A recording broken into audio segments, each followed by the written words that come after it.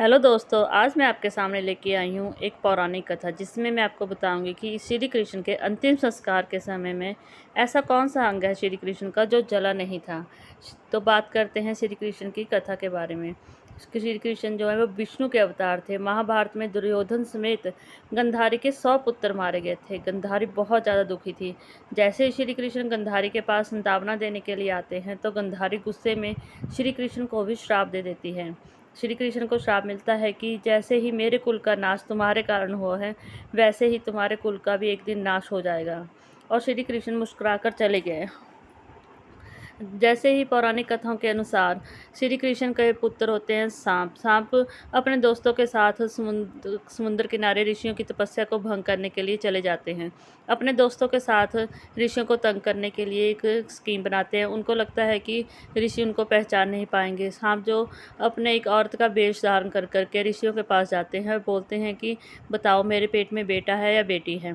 जैसे ऋषि उनको पहचानते हैं, ऋषि गुस्से में आके उनको श्राप दे देते हैं। ऋषि कहते हैं कि तुम्हारे पेट से एक लोहे का मूसक पैदा होगा जो कि आपके यदुवंशियों के कुल का विनाश कर देगा। जैसे ही वो वहाँ से डर जाते हैं और भाग जाते हैं। श्री कृष्ण को जैसे इस चीज़ का पता चलता है, उनको आभास हो जाता है कि गंधारी के दिए हुए श्राप को पूरा होने का समय आ गया है। जैसे ही समय बीतता है, श्री कृष्ण के बेटे सांप के पेट से एक लोहे के मूसक का जन्म होता है और लोहे के मूसक को टुकड़े करके फेंक दिया जाता है समंदर में। वो लोहे के मूसक के टुकड़े जितने भी जगह पे फेंक दिए जाते हैं, उतनी जगह में बड़ी बड़ी घास उग जाती है और एक लोहे का टुकड़ा समंदर में एक मछली के मुंह में चला जाता है।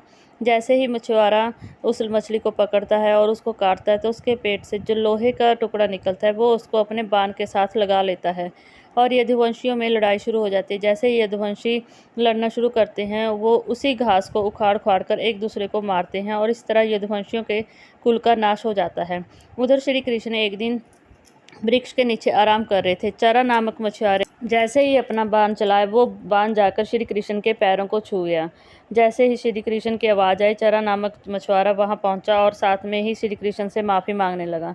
श्री कृष्ण ने कहा कि तुम्हें दुख करने की कोई ज़रूरत नहीं है, क्योंकि पिछले जन्म में तुम राजा बलि थे और मैंने तुम्हें धोखे से मारा था और आज तुमने अपना बदला पूरा ले लिया है, इसलिए ये होनी थी। इस तरह से श्री कृष्ण के कुल का नाश हो जाता है। लेकिन दोस्तों, माना जाता है कि जैसे ही संस्कार कृष्ण का किया जाता है तो उस समय श्री कृष्ण का हृदय जो है वो नहीं जलता है। श्री कृष्ण का हृदय जलता नहीं है और आज भी श्री कृष्ण का हृदय जो है वो राजा इंद्रेन को मिला था और उन्होंने भगवान जगन्नाथ के मंदिर में उनकी मूर्ति में श्री कृष्ण के हृदय को स्थापित किया है। माना जाता है कि आज भी श्री कृष्ण जी इस धरती पर जिंदा हैं और भगवान जगन्नाथ की मूर्ति में वास कर रहे हैं। बोलिए जय श्री कृष्ण।